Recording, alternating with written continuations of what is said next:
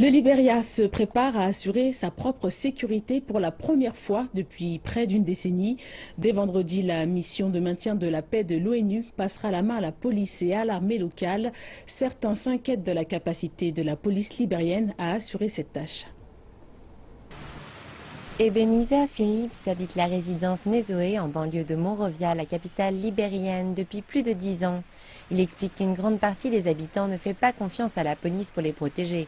Dans certaines zones, ils ont décidé de se rendre justice eux-mêmes.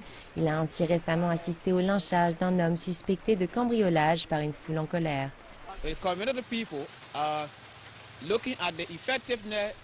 Lorsqu'ils constatent un manque d'efficacité de la police nationale, les habitants organisent leur propre réponse à certains types de crimes. Ils sont là de cette inefficacité. Comme on dit au Libéria, je suis fatigué car si j'emmène un criminel au poste, la police le relâchera. Donc je fais mieux de le passer à tabac.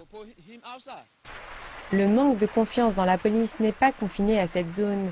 Les experts estiment que le problème se pose au niveau national et qu'il doit trouver une réponse au plus vite. La communauté estime que la police n'agit pas dans son intérêt. Selon plusieurs rapports, la police ne communique pas d'informations justes ou dans les temps. Donc les citoyens sont frustrés. Ils ont le sentiment que la police n'a pas de compte à leur rendre, mais que l'inverse en revanche est vrai. Ce manque de responsabilité produit de la méfiance et lorsqu'un verdict intervient de la part de la police, la population ne lui fait pas confiance.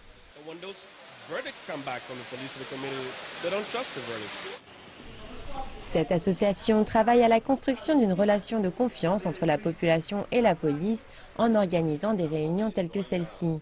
Ici, les résidents viennent rencontrer des policiers afin de discuter de la manière dont les choses pourraient s'améliorer. Parmi les problèmes soulevés lors de cette rencontre d'une heure, l'on retrouve les délais de réaction très longs de la police, l'augmentation du taux de criminalité et le fait que les résidents doivent payer pour des services de police dont ils ne sont pas satisfaits. Ces sessions de dialogue ne sont pas seulement une chance pour les habitants de faire part de leurs inquiétudes à la police. Elles sont également l'occasion pour la police de communiquer avec la population afin de rendre le pays plus sûr.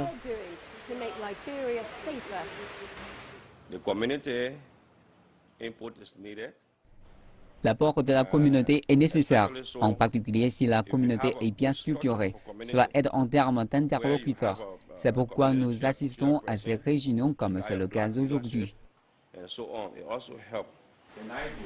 La police libérienne admet qu'elle fait face à certains défis logistiques. Elle a besoin de plus de véhicules, d'uniformes et d'équipements de communication. Même si ces réunions ne peuvent apporter de solutions à ces problèmes, elles permettent de construire un lien vital entre les forces de l'ordre et la population qu'elles servent.